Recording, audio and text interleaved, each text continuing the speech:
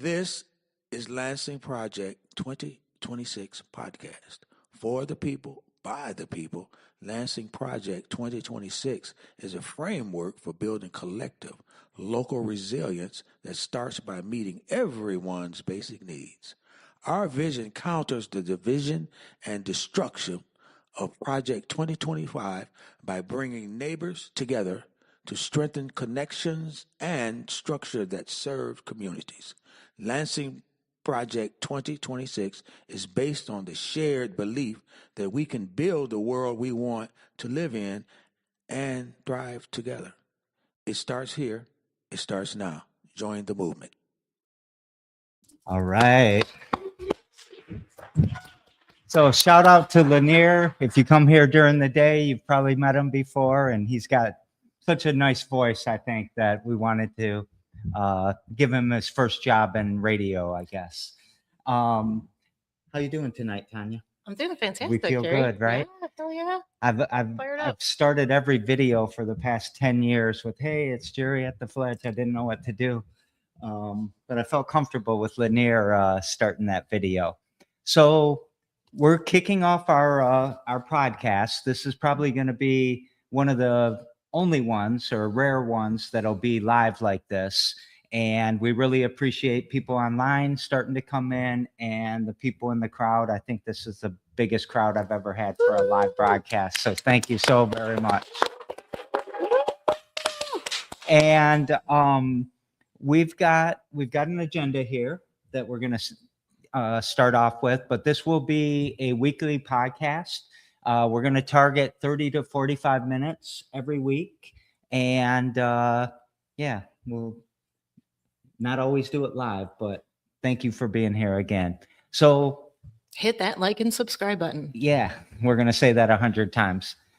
Tanya watches a lot of podcasts, but I'm Jerry Norris. I'm with the Fledge, and I'm coming at kind of this Project 2026 thing from a math perspective, a data perspective, a systems perspective, and hoping that we can all start to understand these very complicated systems that cause the problems that we see in our community.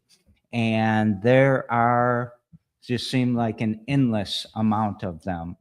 And I'm hoping that I can bring some of the skills that I have to the table.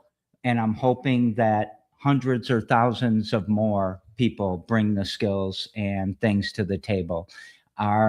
When we have diversity, when we have inclusion, when everybody has a voice in the room and we don't shatter the fragile safe spaces sometimes, we just have such a bigger brain and such a higher probability of being resilient and making it through this. And if I could just close with one thing about me is some days I'm feeling like we lost and you guys pick me up, and I don't think we've lost. I don't think we've lost by a long shot, and we feel beat up, but we're going to do this. So I don't know. I talk about myself too much sometimes, so I'm done. But meet my guest or my co-host here, Tanya. She brings the real skills to this. You did not introduce yourself. Who are you, and why are you here instead of other people? No, I did. I'm Jerry Norris. I'm with the Fledge. But who are you? What do you mean? Like, why do you care what happens? Well, what do you do? Thank you. What I do. Why do we love you? Why do we love you? I mop the bathroom floor. I sweep the steps. I try to figure out why the furnace isn't working. I do stuff like that. I think, well, a lot of people know what the Fledge is. I guess I'm making assumptions. But what I do on a day-to-day basis is look at the basic needs that all of us need in our community and look for where the problems are, where the food insecurity is, where the housing problems are, why the child care and licensing and ACEs are all happening. And I don't know, I was I was raised by this city. I was born here in 1966, and I wrestled my way out of the poverty I was born into. And that wasn't just, a single mom making that happen. It was coaches and teachers and I don't know, Joel Ferguson helped me get through my childhood, if anybody knows who that is. And I went away for a long time. I spent a lot of time commuting to Dubai and doing a bunch of stuff for them. I was in Grand Rapids and Ann Arbor, and I never really did anything for Lansing. And 15 years ago, I decided, let's do the Fledge, and started this, and hopefully can pay some of that debt back of what people did for me. Is that what you wanted? Yes.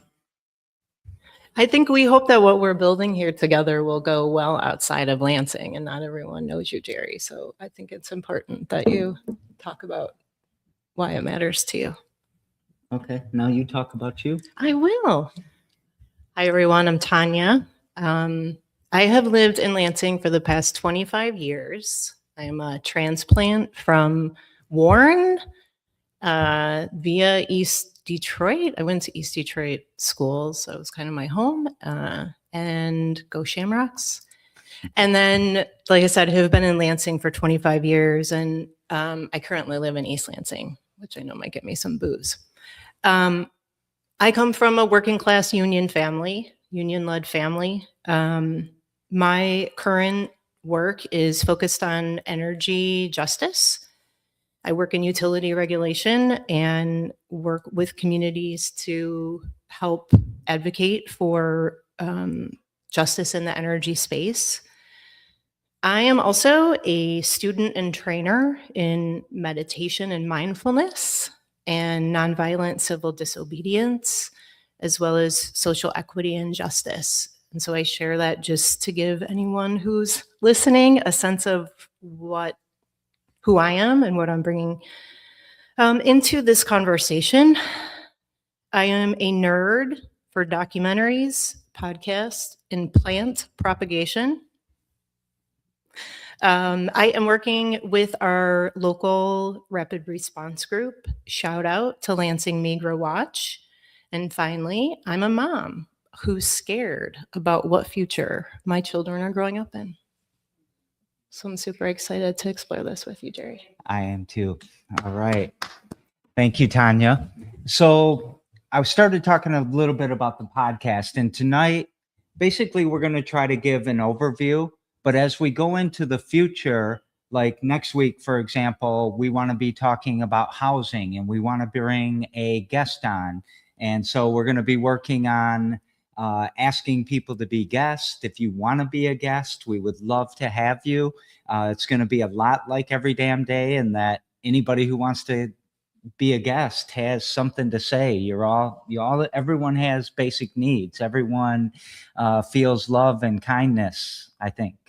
And anybody could be a guest here. So we are going to have guests, and we're going to really look for the gaps in the community between, what we have and what we need and what we could be. And the obstacles that are in the way. I make a lot of videos every day, and I get a lot of really horrible comments when people say, well, they just need to get a job, or they're just being lazy, or we can't just end the homelessness or whatever. And it doesn't discourage me. It makes me frustrated that people don't see the system. And we're going to do a lot to identify causes and do a lot to propose solutions and implement those solutions, and to build teams and to build community around that. And I spent a lot of time working in manufacturing plants in my life. And there would always be some really highly educated manager or engineer or something that would go onto the shop floor and tell everybody what they're doing wrong and why everything was bad. But when you really get to it, take injection molding for an example, An operator can stand there all day, and when the problem's about to start, they can smell it, they can feel it on their hands, they can hear it in the machine.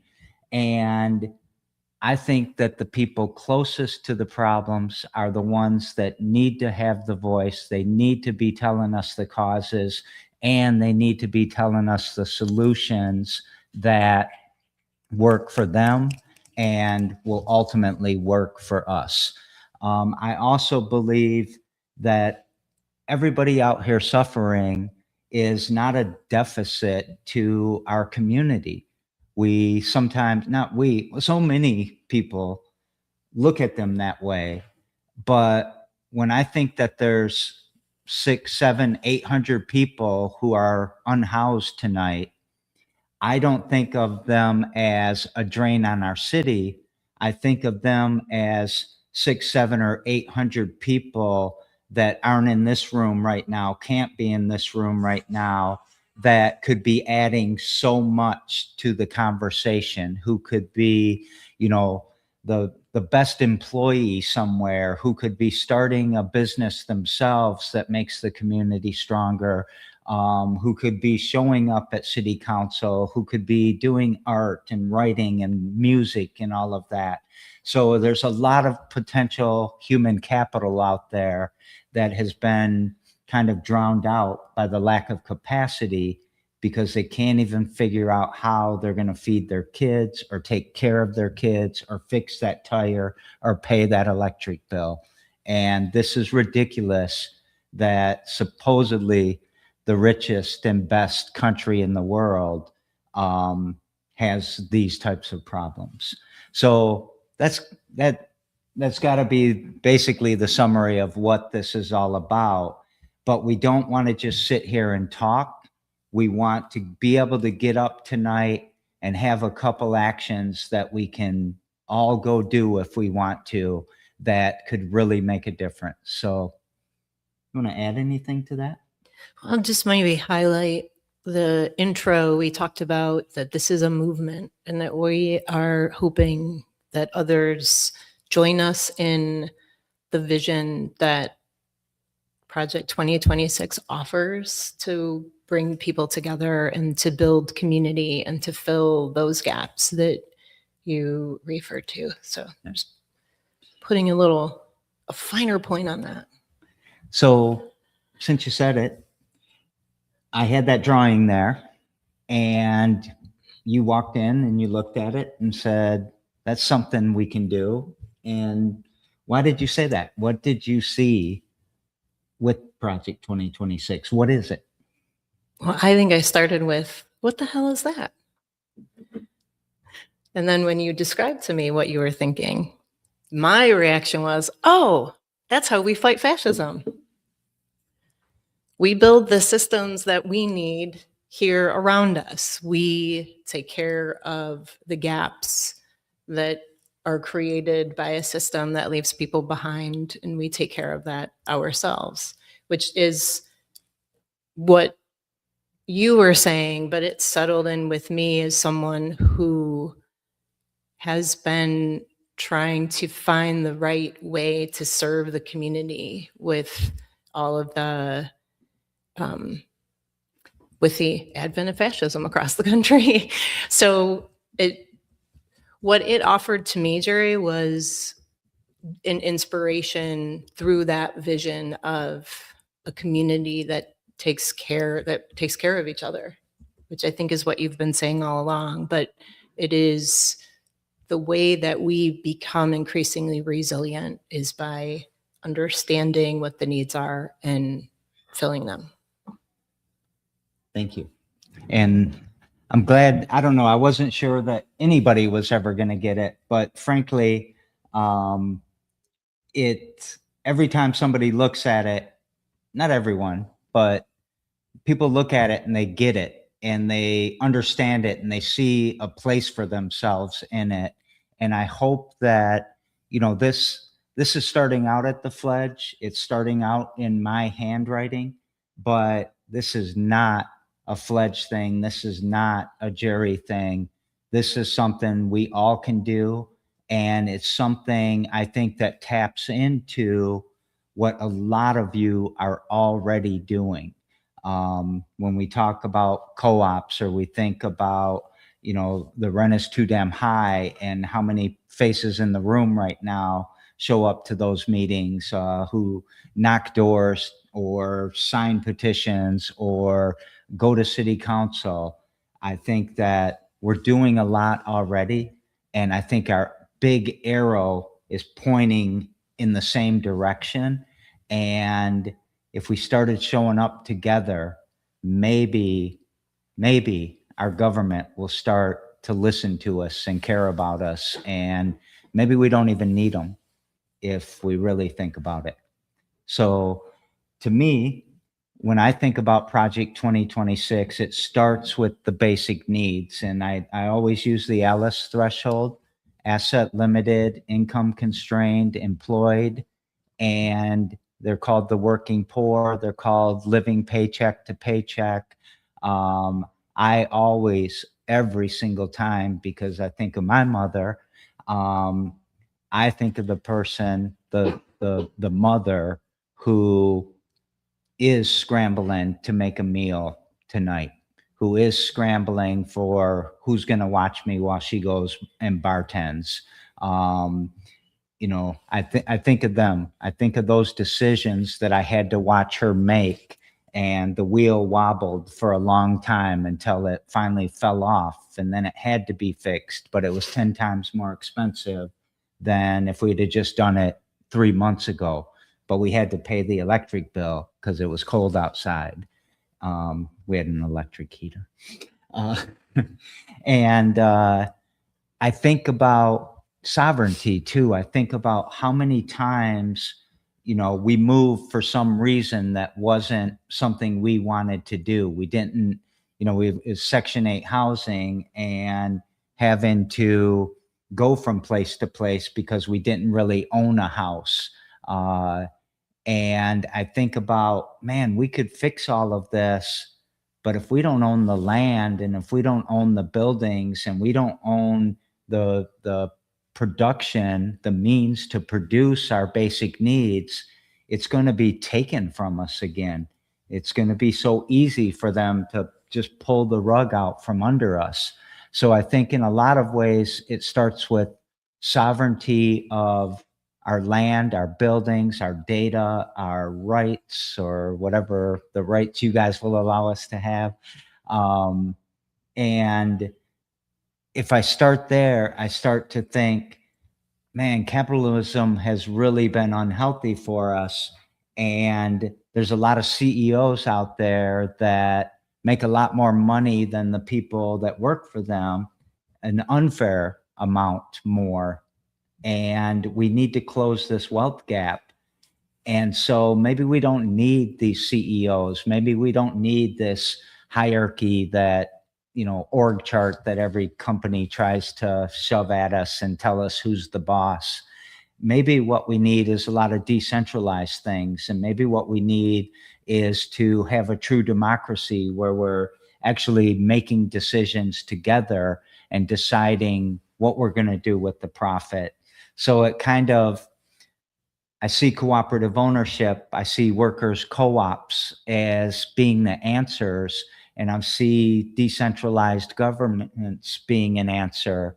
And so when I write up there and I think about what I meant by Project 2026, I have a vision of a worker-owned childcare co-op, or a building project that we all do that houses a lot of people, and we help govern it and manage it and decide what happens with that profit.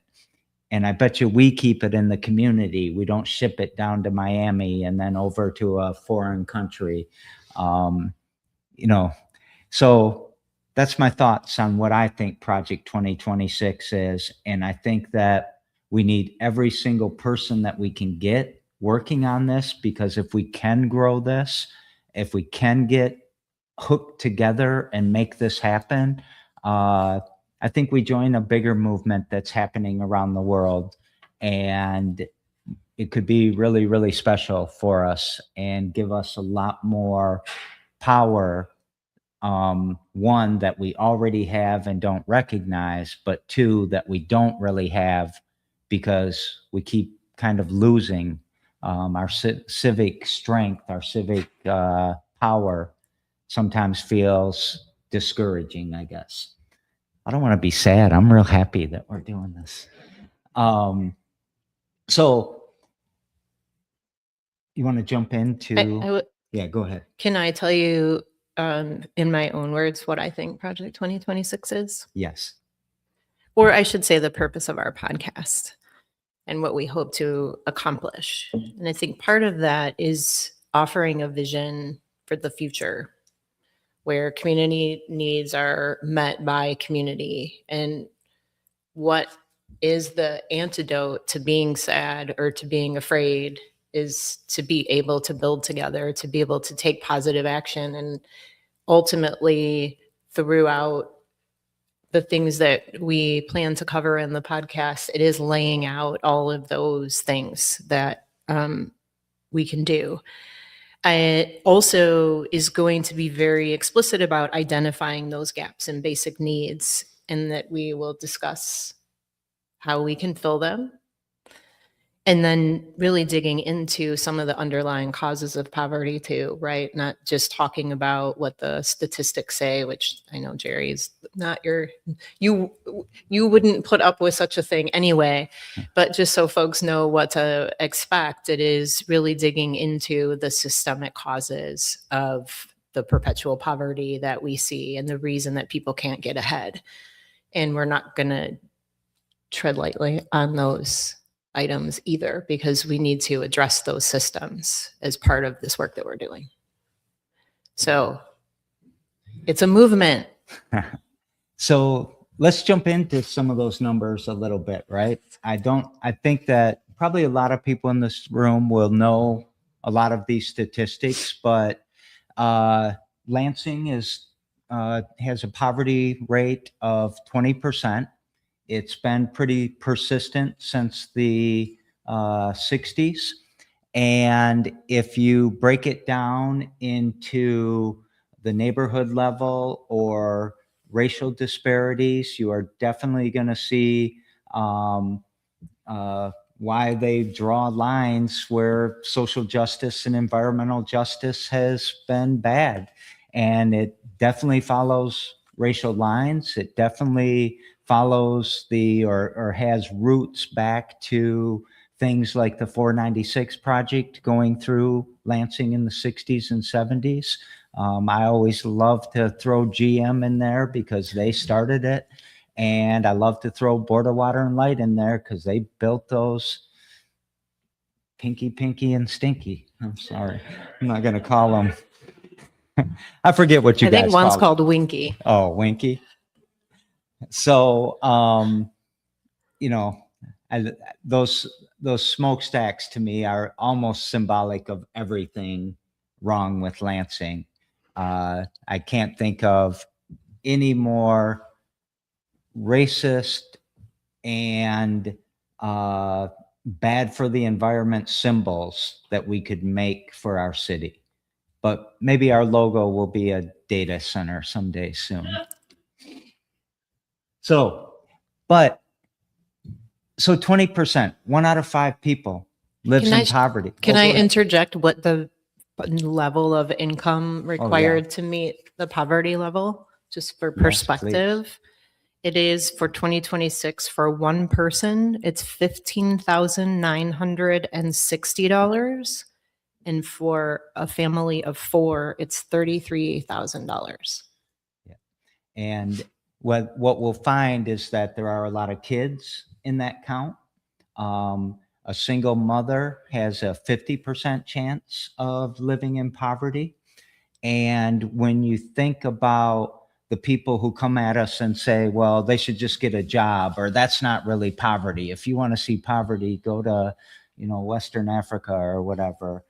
And it is poverty. It is not being able to meet your basic needs by a long shot. And it's not 1 out of 5 people can be this lazy or this whatever. I don't know what people think that they're doing. It is so difficult to live in poverty. Who would choose that if just to do that? And so to me, when it's 1 out of 5, that doesn't seem like it's, just a few people being lazy. I don't think that many people are lazy. What I think is that the system is causing it. And then when you start to pile Alice onto that, you got another 30 to 40% of people are below the Alice threshold. So now we're at 50 to 60% of the people in Lansing can't get their basic needs met. That's not because of the people's fault. That is definitely systemic problems. And when you dig into the neighborhoods and you find some of the neighborhoods, especially where they're talking about putting data centers or development that isn't healthy for us, it gets even worse. The poverty's worse, the Alice threshold's worse, the social determinants of health have proven out, and the asthma rates are worse. Just so many health things are problematic. And it has to be systemic. It can't be this many people that are doing this. If I may bring a concept from some of my studies in, and in fact, I wish there's a quote, I think it's by Longfellow, that says, if you walked a mile in someone else's shoes, I'm paraphrasing this as wrong, but essentially you would never think ill of anyone, because people if you had walked in that person's shoes, you would be doing the exact same thing that they are doing. And so we often see people as somehow defective when they are a product of their experiences. And we all are. And so those of us who have not been subject to those conditions can be thankful for that and not pat ourselves on the back as somehow being better than others. I'm quite certain I was not the smartest kid at Vivian Riddle. I was not the smartest kid at Gardner or Eastern. And I'm quite certain that I wasn't the best wrestler in the city. That was tough to say.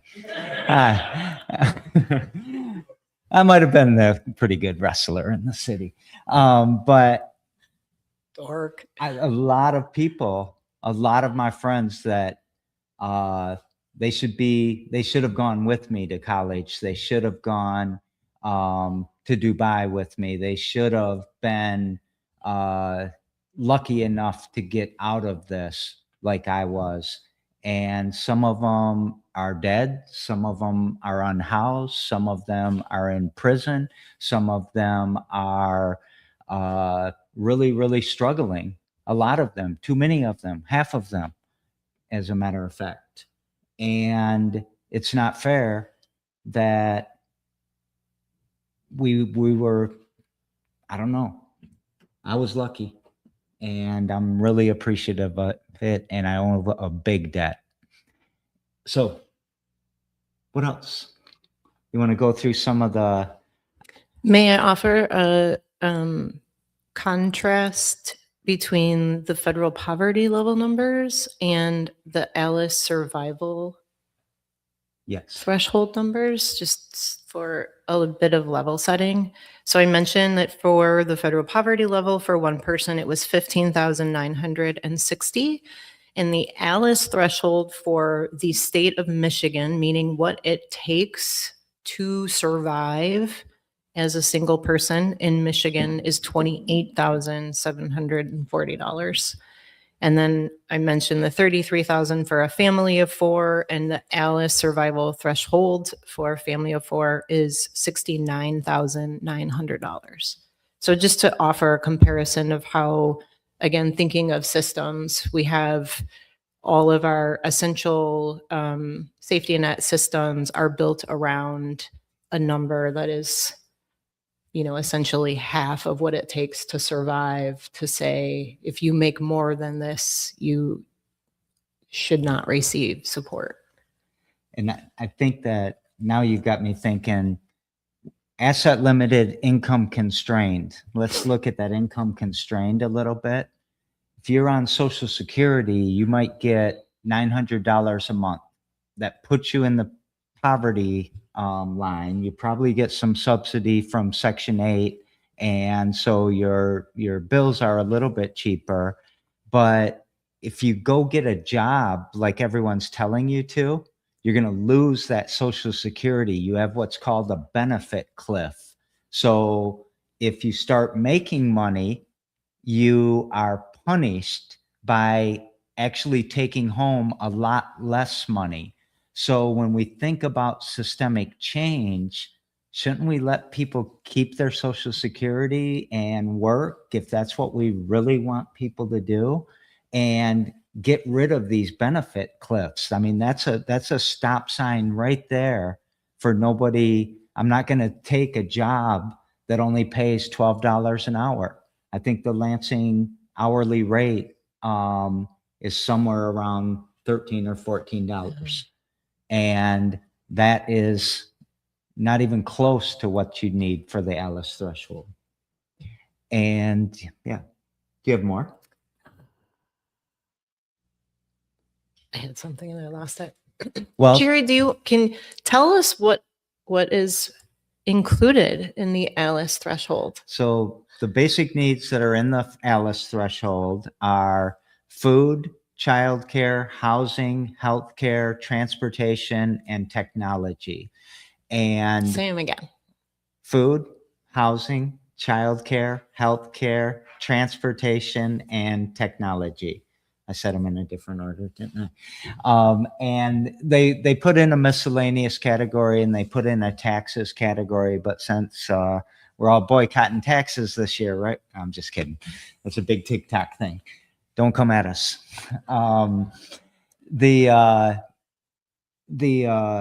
The thing, I don't want to focus on taxes right now because it just probably should be, but it just seems overwhelming. But the 6 basic needs that I feel like we can control a little bit better, we can grow our own food, we can start to buy houses together and rent them to people in a fair way. There's a lot of statistics that are just heartbreaking. And I don't know if you follow us on Facebook or Instagram or whatever, we published some of this the other day. And you want to go through some of that? Yeah. Or did you want to do more? Did you want to break it down by category? No, I think it's good to give, and maybe just to think about for Project 2026, we are thinking about the Alice threshold and those 6 items, those 6 categories of basic needs as sort of a framework to understand where we are, where those gaps are, how we fill them.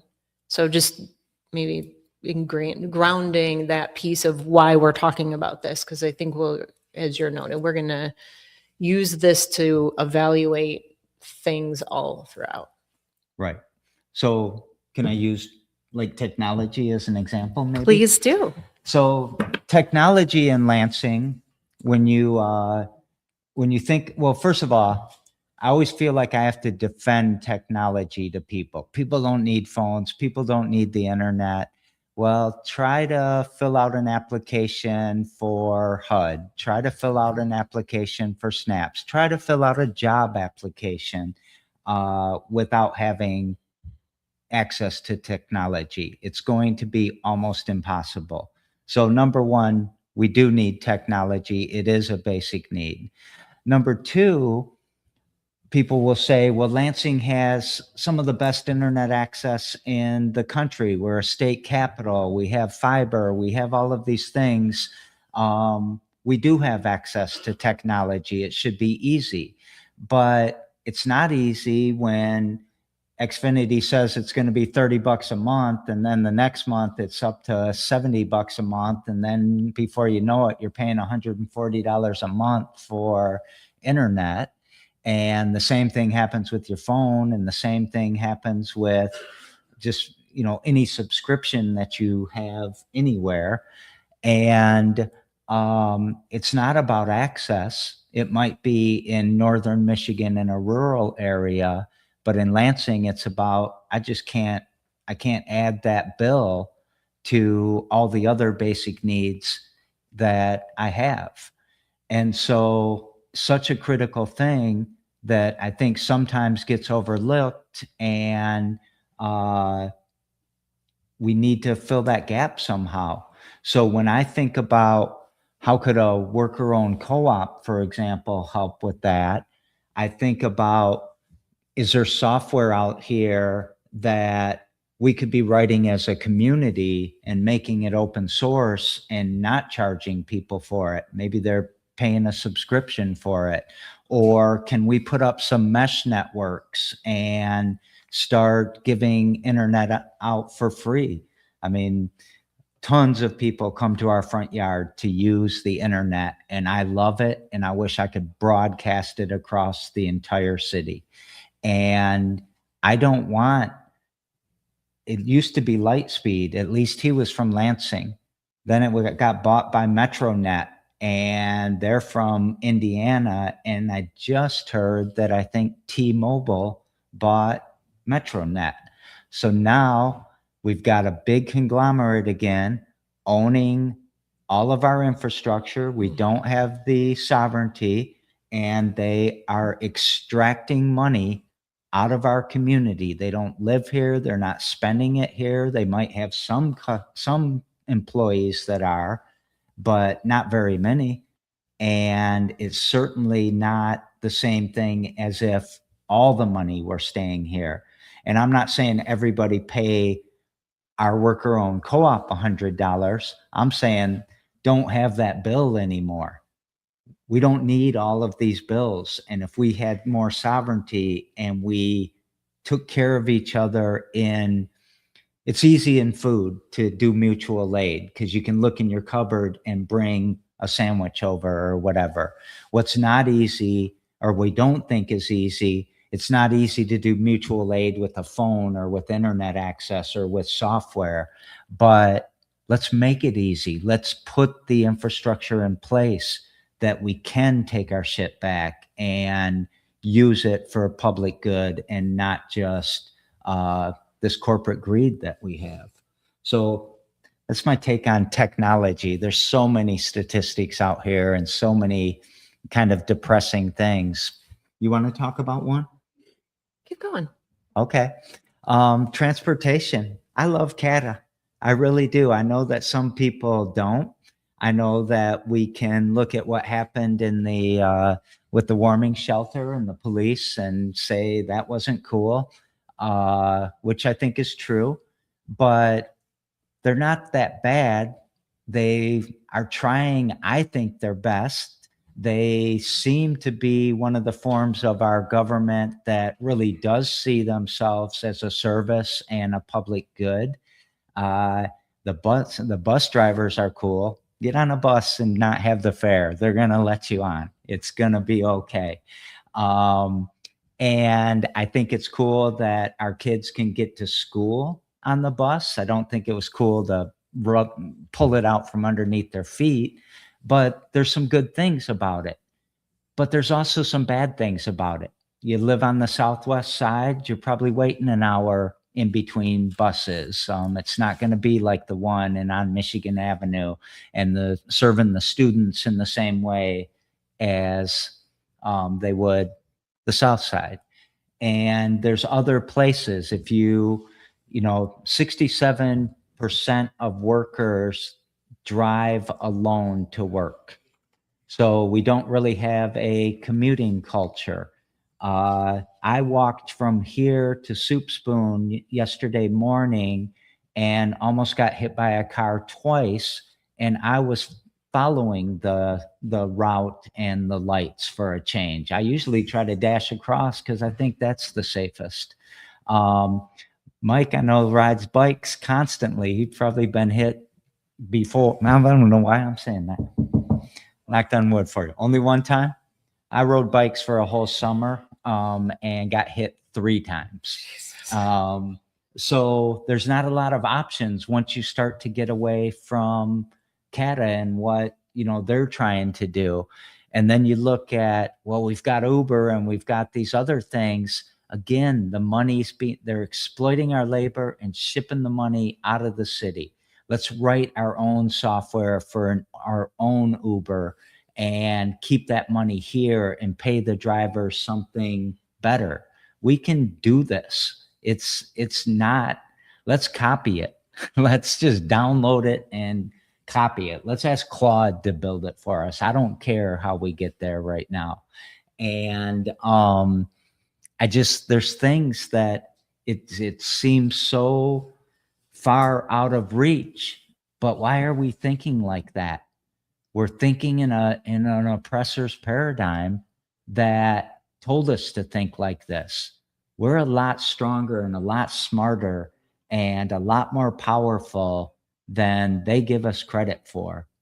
And I don't know, these numbers are depressing, but there's so much that we could do and fix these numbers and really make our community more healthy. What was I going to say? There was third shift workers, problem with CATA, a problem with transportation in general. Some of the biggest employers, like you get out into the warehouse in Delta Township and, the Meyer warehouses and all of that, can't take a bus out there. Seen a lot of kids when I take my grandson to work, walking on the side of Lansing Road, trying to get to those warehouses. So a lot of improvement we can do, but I do want to be positive when I can. And I think that CAT is at least a spark of hope here. You want me to keep going? I was just going to point out what I hear you saying in those descriptions. Jerry is just pointing out how interconnected the different basic needs are and how often a challenge in one results in a challenge in another. And so I don't know if you'd like to elaborate on that more. I would like to expound on that because,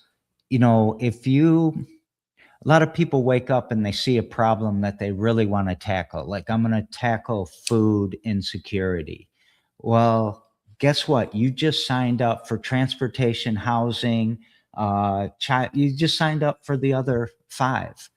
And when a housing group gets mad at a food group for getting in their lane, I made a video about this the other day where people love to say, stay in your lane. We got to get rid of these lanes. This thought process of I'm a food person and I'm a housing person and I'm a tech person, that's got to go. This nature doesn't do that. It doesn't put us in lanes like that. If we're going to solve the problems, the causes cross the lanes, the solutions cross the lanes. And that's just people trying to protect their turf when they're telling you stay out of their lane.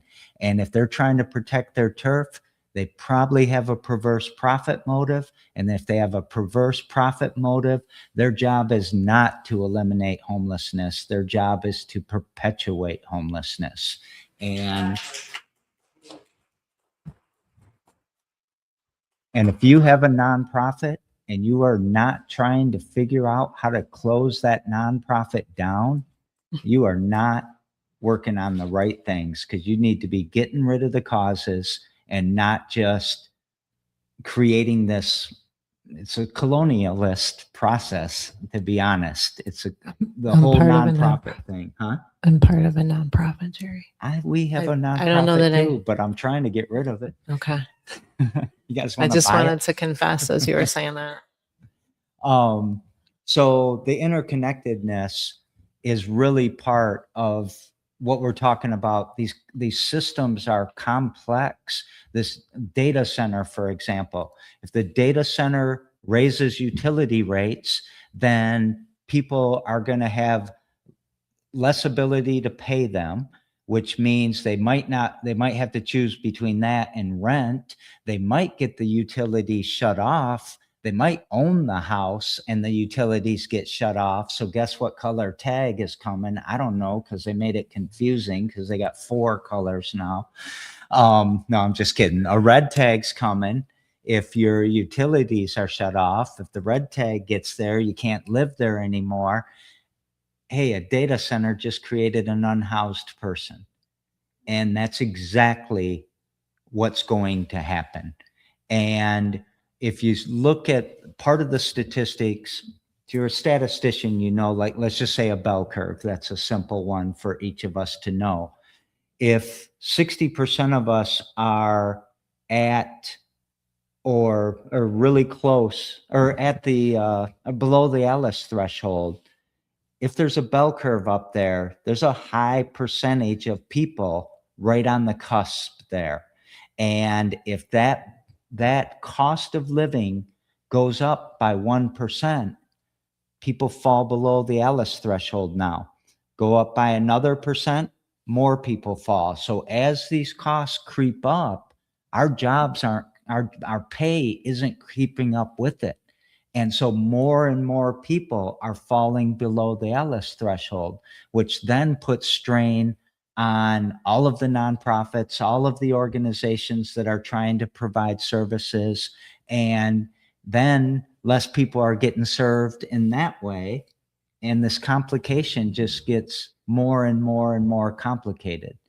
And we need to start understanding this as a community, which I know we already do, but we feel it in our guts. We need to be able to go to city council and convince them that this data center is going to put more people under the Ellis threshold, and it's going to create more housing problems. And your 120,000 or your up to 120,000 isn't going to fix it. And your 10% of the 10% of the 6% isn't, I'm sorry, this is so ridiculous, isn't going to, solve the housing problem. So this data center is bad for us for these reasons. And I don't know. So that's what I want us to be able to see more. And yeah, let's go to food security. That's a fun one. Well, and I was thinking when you were talking about transportation, that connection to being able to access food, both having healthy food nearby and also the challenge of if you have to take public transportation and try to shop, it's so much more challenging than if you can just throw things in the trunk of your car or whatever, right? The connection between those two things can have a really big impact. I think that's what the data tells us. It does tell us that. And it's a lot of things. You get a bunch of food and you go back to your encampment. You can't leave the encampment again because somebody's going to take your food or you got to take it with you. Mm-hmm. Or they sweep the camp and now all your food is gone, or whatever the different things are. But let's talk about, I want to talk about a couple bright spots. Ellen Neighborhood Center, you get double SNAP dollars. What's it called? Double up food bucks or something for the SNAP users. I think that's super cool. And I think the Ellen Neighborhood Center's done a lot of great things. We have I think we're the second most in the state, only behind Detroit, in like urban gardens and urban farms. And a lot of those gardens and farms, that food goes to the community for free. And we've got free lunches for all of our students, which is really cool. Except for this is my point where I start talking about Magic Johnson and Sodex and Sodexo Magic. And you ever seen one of those sandwiches? It's the grossest thing I've ever seen. So sorry, I'm going to get on some tangents.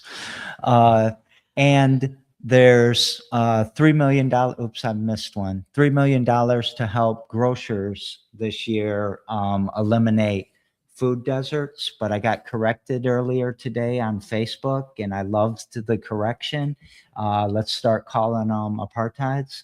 It is the food has been moved apart from us. And so there are some bright spots, but go stand at that free stand for 24 hours and watch how many people come here, and watch them coming at 1 a.m., 2 a.m., 3 a.m., 4 a.m. to get food. That doesn't seem like a bright spot. But watch the industry people who just got out of work and the boss told them to throw all that food away, and they said, screw that.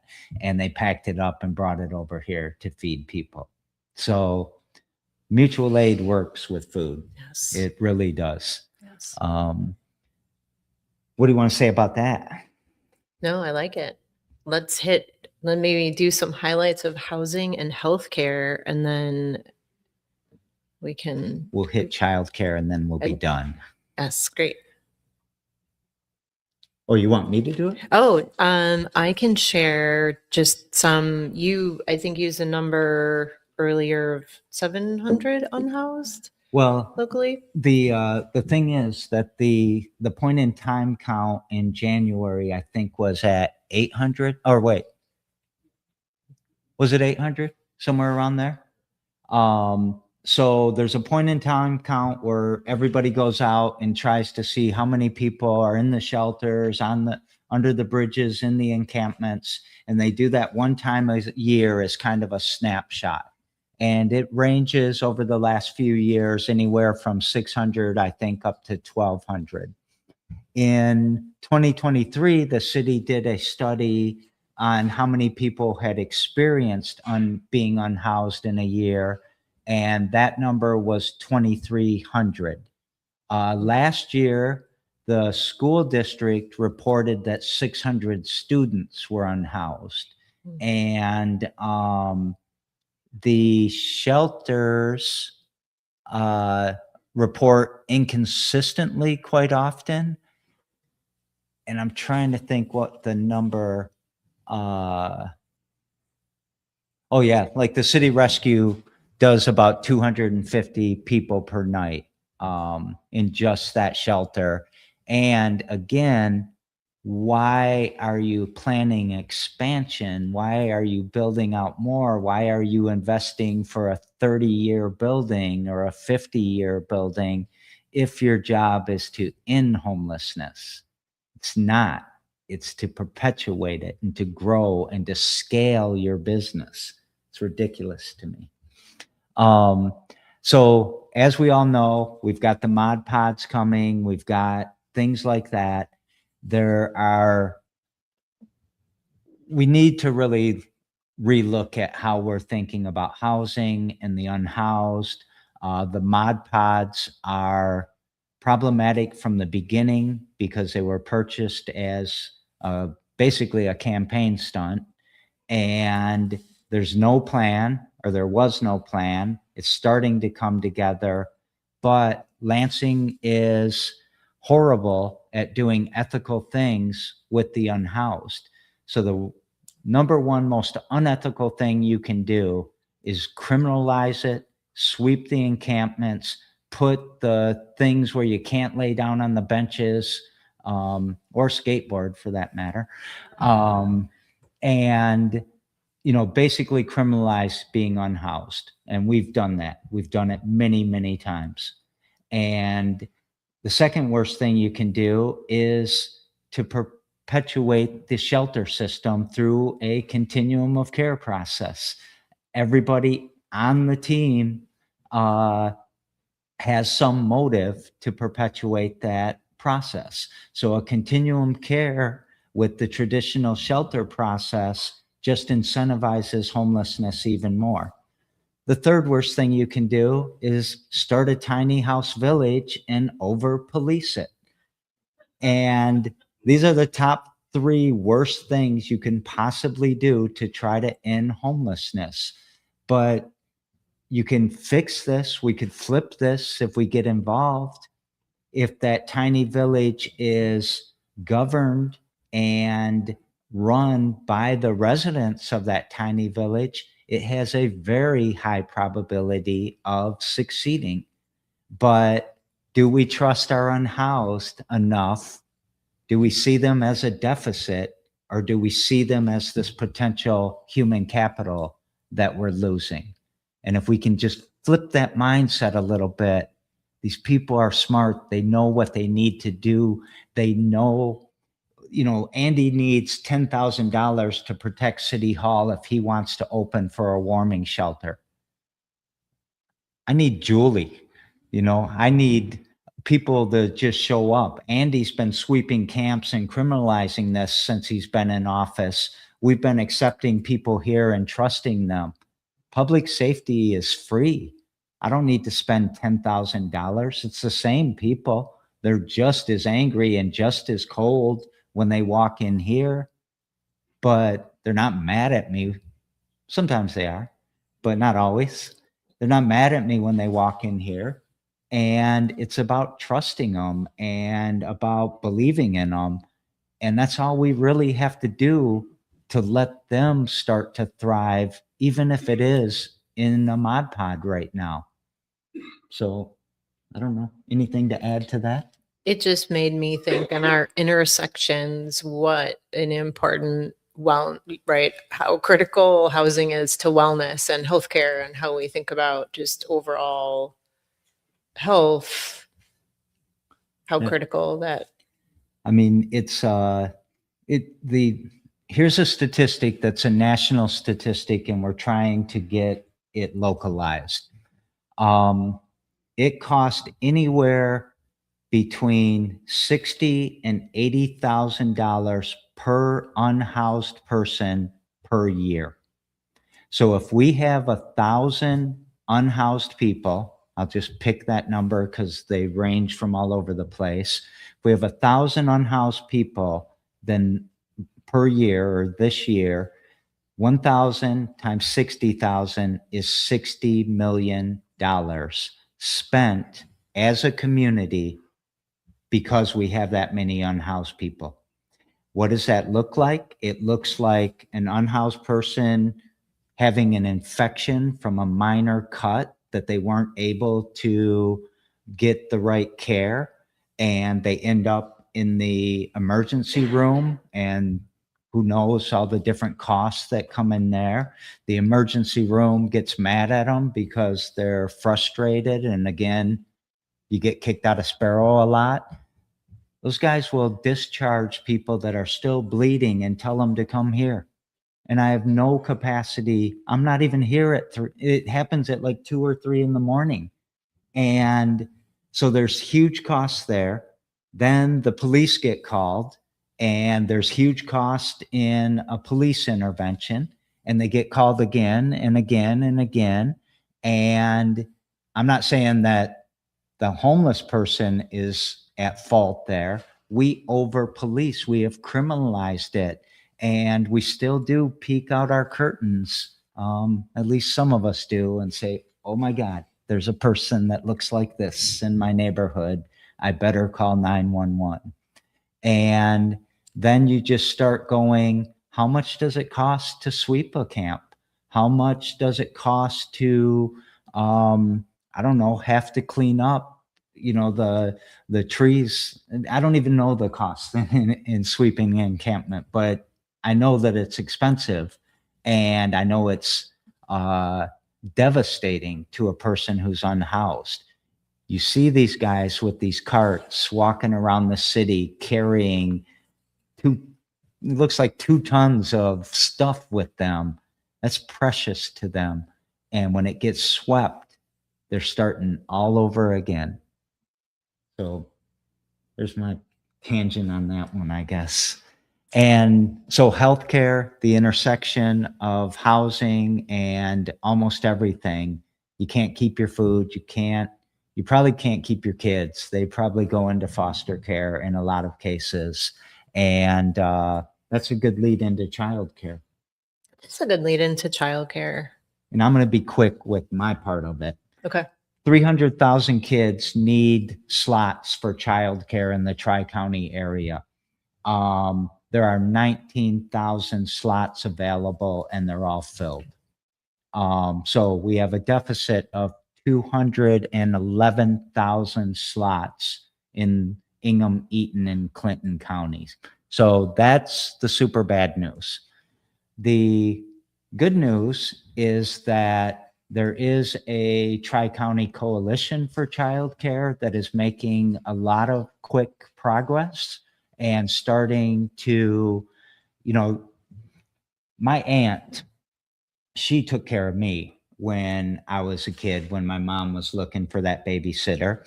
And she lived in poverty too. So that usually ended up with getting locked out of the house and playing all day. You hear about Gen Xers on TikTok talk about all that. Well, it wasn't all because our parents were cool. It was because we were getting raised by aunties that didn't want to deal with us. And that lack of licensed childcare ends up in ACEs, and it ends up in neglect in early childhood development and all of that. So I do think it's good. There's some bright spots in there, but there's also another bad thing. And that bad thing is, as soon as you see childcare.com pop onto your TV, that's the moment that you know that childcare has been taken over by private equity. And I think private equity childcare was our last kind of frontier. And I think they've got it now. And so all of our basic needs are owned by conglomerates and all of that. But what we need to do is be teaching grandma and auntie and people like that, hey, you can get paid per hour for each kid that you're babysitting. You can get your house fixed up and get that problem solved because you are babysitting your grandkids. And there's a lot of money being left on the table for things like that. And we can do something about that. So I don't know. It's the good, the bad, and the ugly on all of this. And I think there's some good, and I think there's a lot of potential for us to succeed.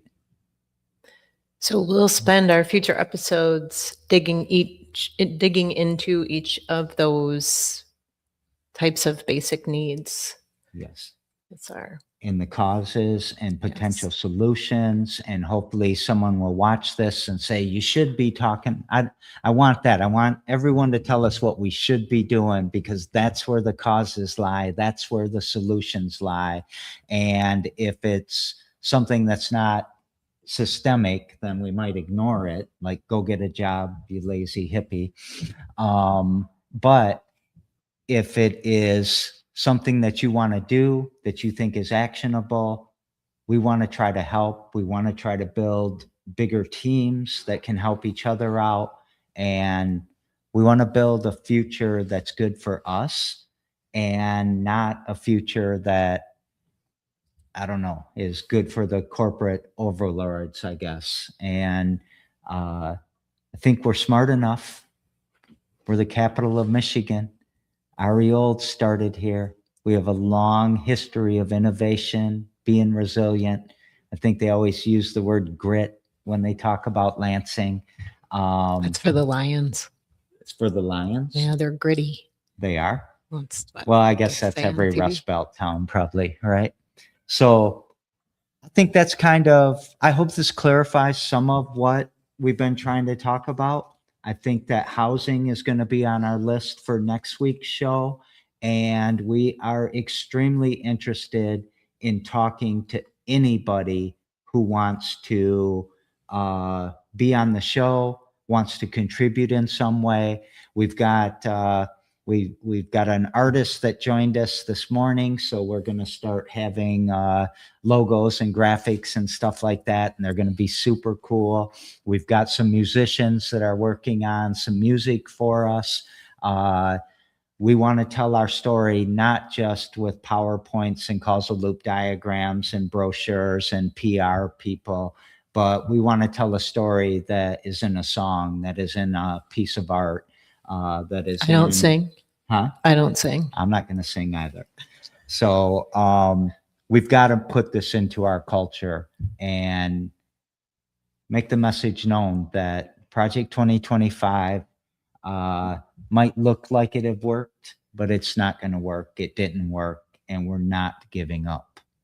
So Jerry, how can people find out more about Project 2026? I think that, well, we found out earlier today that project2026.org is owned by a person here in Lansing, and they have offered to give it to us. So we should have that up in about a week, I would bet. Based on them being a computer scientist. So I think we'll get that up and running. And we've got a federated wiki that we're running, so a decentralized part of the internet. And A website for people who don't know what you're talking about, because I wouldn't have if we hadn't talked before this. well, Confederated wiki. Just So that there's we a have place on the internet where Yeah. you can learn more about it. And you can get that at thefledge.com or our Facebook or our YouTube or our TikTok. We're publishing it fairly frequently. But I would say project2026.org, it will be our focus point, because that will be easy for people to remember if they want to know about Project 2026. And yeah. Oh, the other thing is we're also going to have a show up calendar. So I see a lot of people online saying, I didn't know this meeting was happening. I didn't know that meeting happened. And they exist right now, but a lot of times they're in these lanes. There's housing meetings, and there's data center meetings, and there's food meetings. I want to help maybe work with 517 Living or something, and see how we can get a calendar out there that's kind of an activist calendar, we've got to show up for this reason type of calendar. And we need the food people to show up for the housing people, and the housing people to show up for the childcare people, because every time they divide us and chunk us up and stratify us, and only that little piece of us show up, then they say, oh, nobody cares about that. It was only a few of them. But we do care about it, and we got to tell them and show them that we care about it. So, anything more? I was just going to make clear that we intend to offer a call to action for each of our episodes, as Jerry mentioned earlier. And the call to action today is to take a look at Project 2026 and offer your feedback. Yeah. And will we put it, Jerry doesn't do podcasts, even though I do a lot. Are we going to put the comments in the show notes? Yes. So we will have comments that go into. I meant the link. I'm sorry. The links. The comments, the links, we're going to have a transcript, everything you're going to be able to see per episode. And if we reference data, like I just did, we have the references where you can go out and see the source. We're not a propaganda machine making brochures. And that includes a link in the same site to the 2025 ALICE report. So it gives you access to learn more about ALICE, and they have a lot of tools where you can break it down by county and really parse the data a bit. So offer that as well. All right. So that concludes our first podcast and our introduction. And thank you all for coming. Thank you all for watching. Much love, and we will talk to you next week. Bye-bye.